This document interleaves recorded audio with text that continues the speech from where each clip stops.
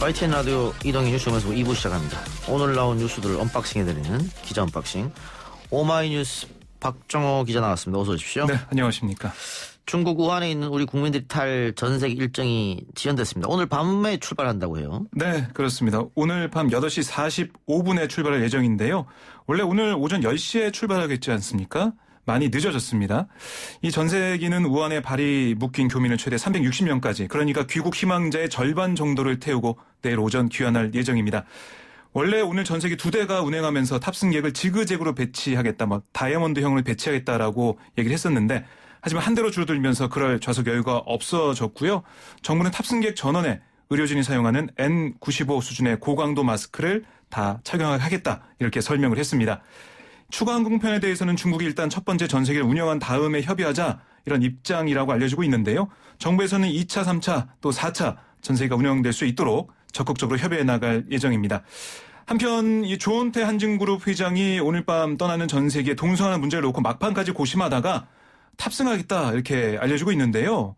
조 회장은 승무원 안전 우려가 제기된 상황에서 이들의 자원을 높이 평가한 데 이어 이들을 격려하고 솔선수범하는 모습을 보이기 위해서 탑승을 결정했다라고 알려지고 있습니다. 이를 두고 재계 안팎에서는 오는 3월 사내이사 재선임이 걸린 주주총회를 앞두고 그룹 CEO로서 책임지는 모습을 보이면서 우호적인 여론을 만들기 위한 게 아니냐, 이런 분석이 나오고 있고요. 하지만 일각에서는 전세계 내에서 조 회장의 역할이 특별히 없는데 민폐 아니냐, 이런 지적도 나오고 있습니다. 예. 자, 지금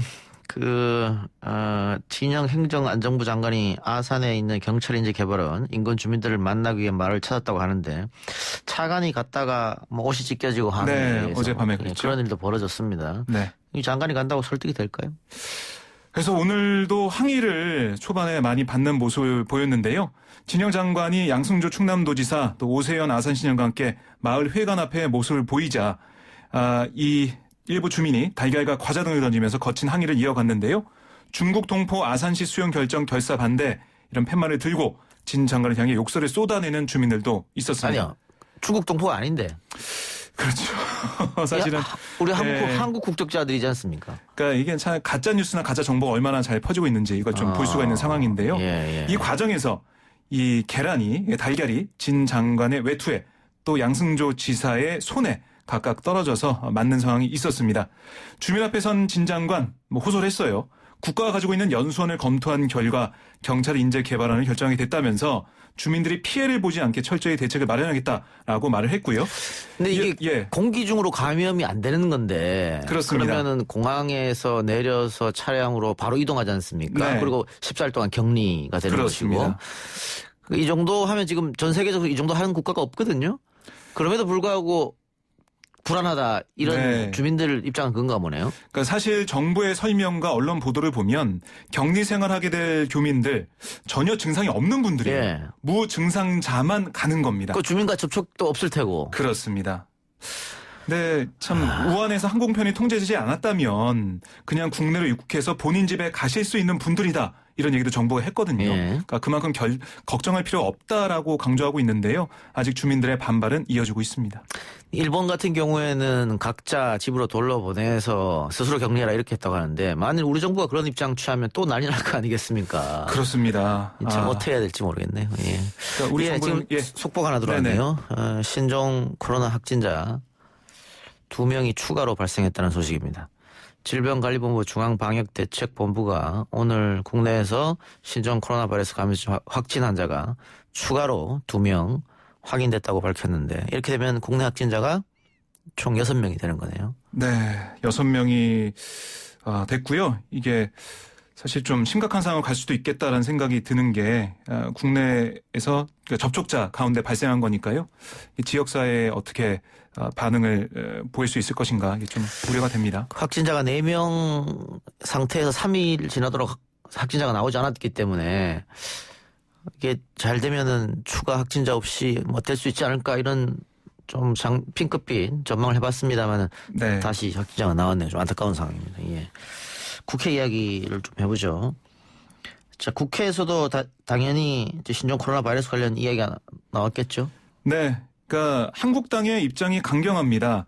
그러니까 이 신종 코로나 바이러스의 국내 확산을 원칙적으로 차단하려면 중국인의 한시적 입국 금지 같은 강력한 조치가 필요한데 정부가 중국 눈치를 보느라 이러지도 저러지도 못한다라고 주장을 했는데요.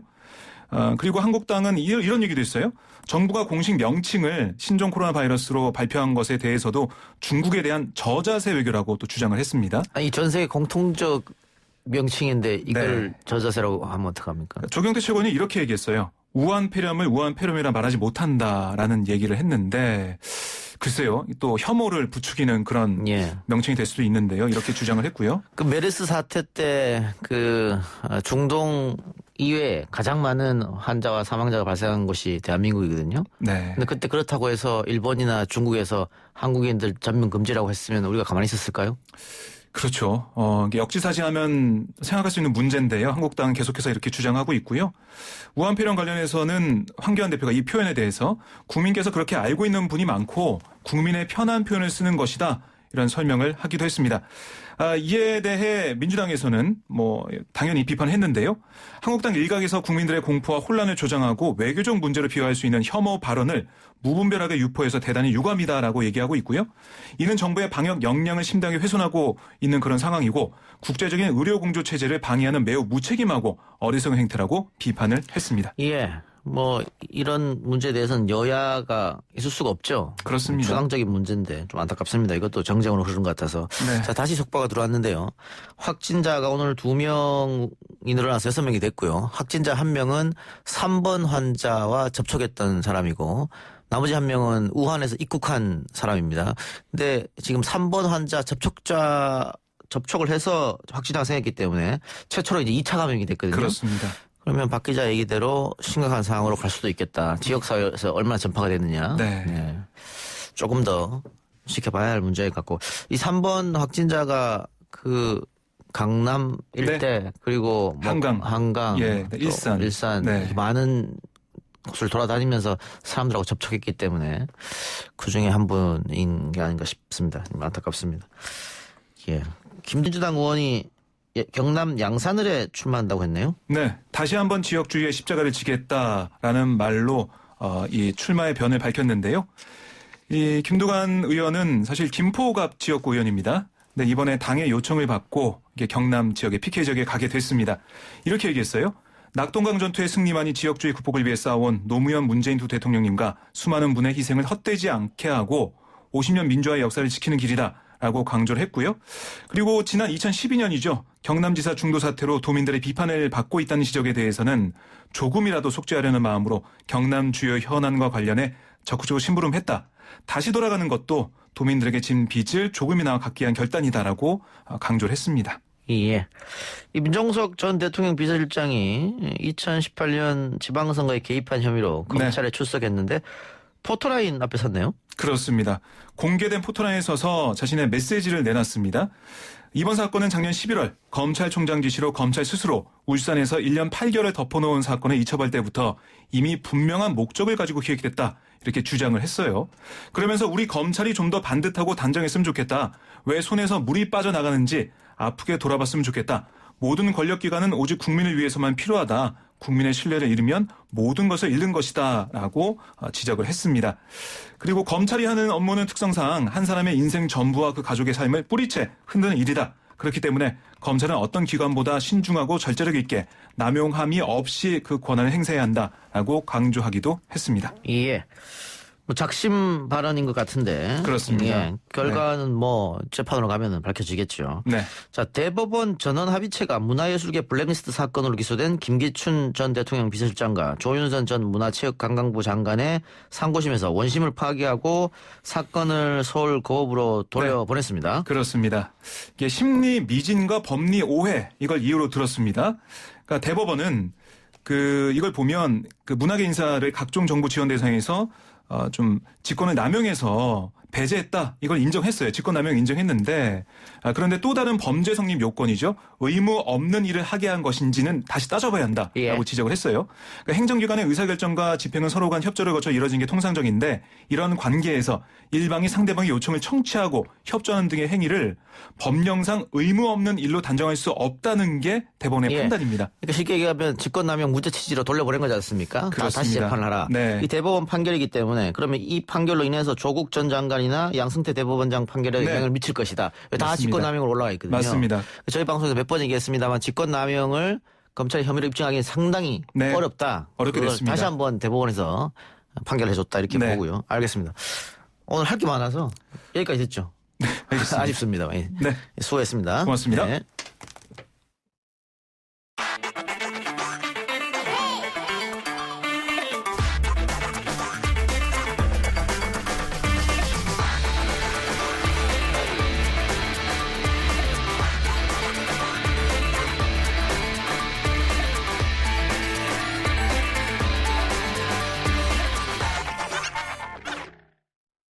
(1987년 11월 29일) 대한항공 칼 858기가 폭파되는 사건이 있었습니다. 사고가 발생한 지 33년이 지났습니다만 여전히 항공기의 잔해도 시신도 발견하지 못했습니다. 그런데 최근 대구 MBC가 미얀마 취재 과정에서 칼 858기 동체로 추정되는 물체를 발견했다는 보도를 했죠. 아직 고국으로 돌아오지 못한 승무원과 탑승객 115명의 유가족은 정부가 조사에 나서야 한다고 촉구하고 있는데요. 아직 끝나지 않은 칼기 참사, 33년째 진상규명을 요구하고 있는 칼 858기 사고 민간수색조사단 총괄팀장 신성국 신부 연결해 보겠습니다. 신부님 나와 계십니까?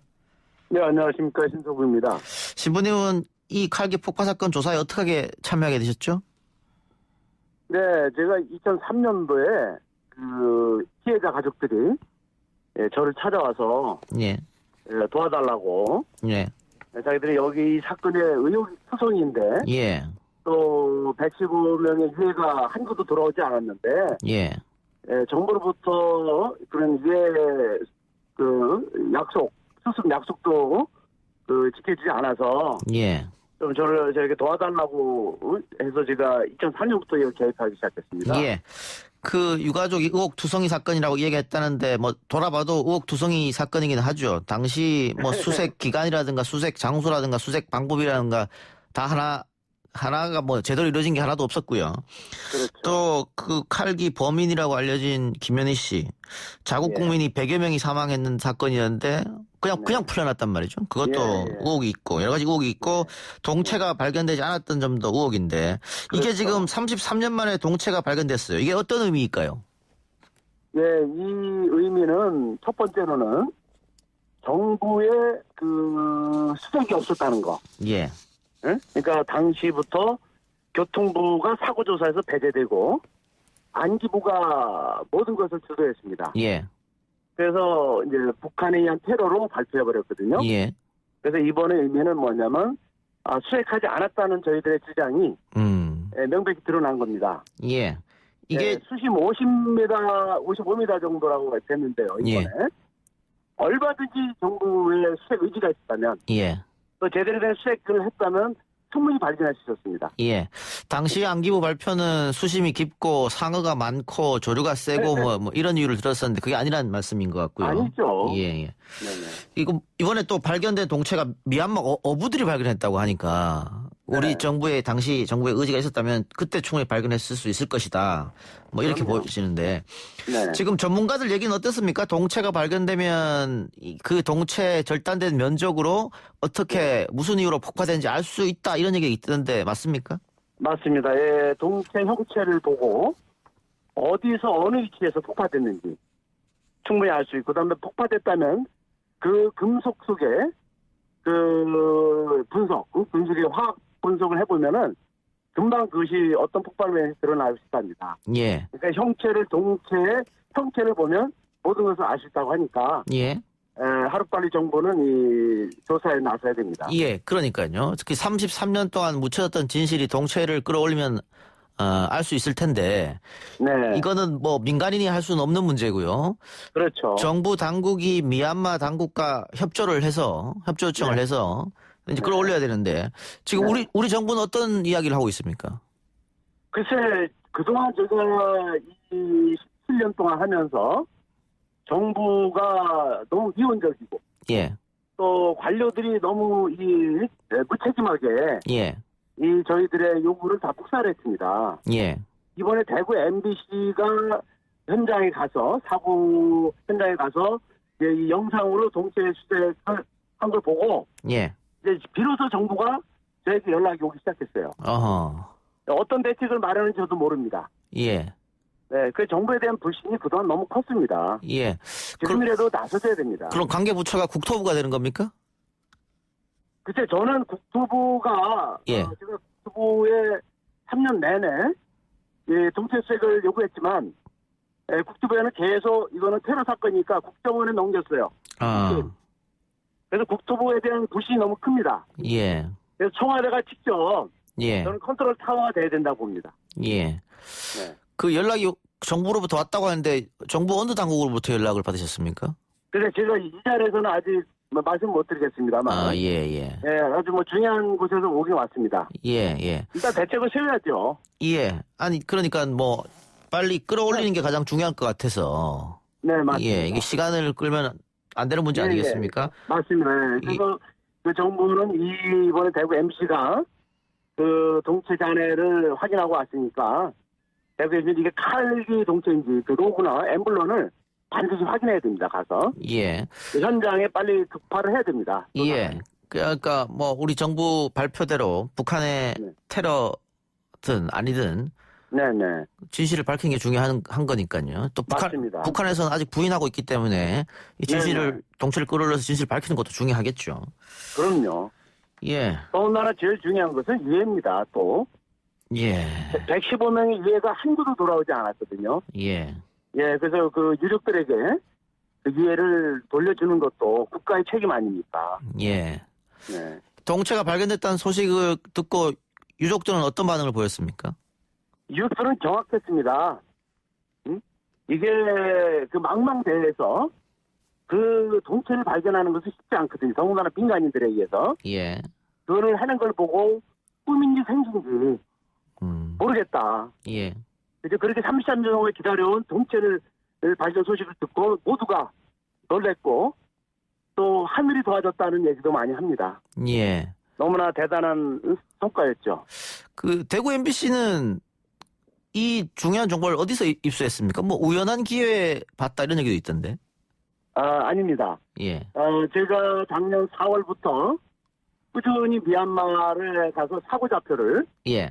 구하기 위해서 노력을 했습니다. 아하. 그리고 제가 기본적인 정보를 대구 MBC에 많이 넘겨줬습니다. 아, 예. 그걸 바탕으로 이번에 또 더 추가로 좌표를 얻어서 갔다 온 것 같습니다. 예. 이 정부가 해야 할 일을 민간에서 했기 때문에, 예. 늦게라도 정부가 빨리 조사위원회를 꾸려서 미얀마로 그렇죠. 팀을 파견해야 된다, 이런 생각이 들고요. 맞습니다. 예. 마지막으로 우리 신부님, 정부나 유족들이나 하시고 싶은 이야기 있으면 하시기 바랍니다. 예, 끝으로 제가 하고 싶은 얘기는 국가가 무엇인가 저는 물었습니다. 예. 국가는 국민의 생명과 재산을 지키는 거 아닙니까? 예. 미얀마 안다만에 아직도 돌아오지 못한 115명의 우리 대한민국 사람들을 국가는 빨리 가서 수습해서 그 가족들 품으로 돌려드려야 됩니다. 이것이 국가의 존재 이유입니다. 예. 저는 그렇게 말씀드리고 싶습니다. 예. 미얀마 정부에서 우리 정부에서 협조 요청을 하면은 거절하거나 그럴 이유는 없겠죠? 예, 당연히 할 거고요. 예. 그다음에 아이카오 규정에도 예. 사고 발생국은 그 새로운 증거, 물증이 나오면은 재조사를 하도록 되어 있습니다. 예. 그래서 그 미얀마 정부는 그 아이카오 규정에 따라서 아마 매뉴얼에 따라서 이행을 할 거라고 봅니다. 알겠습니다. 신부님 오늘 말씀 고맙습니다. 네, 감사합니다. 예. 지금까지 칼 858기 사고 민간 수색조사단 총괄팀장인 신성국 신부였습니다.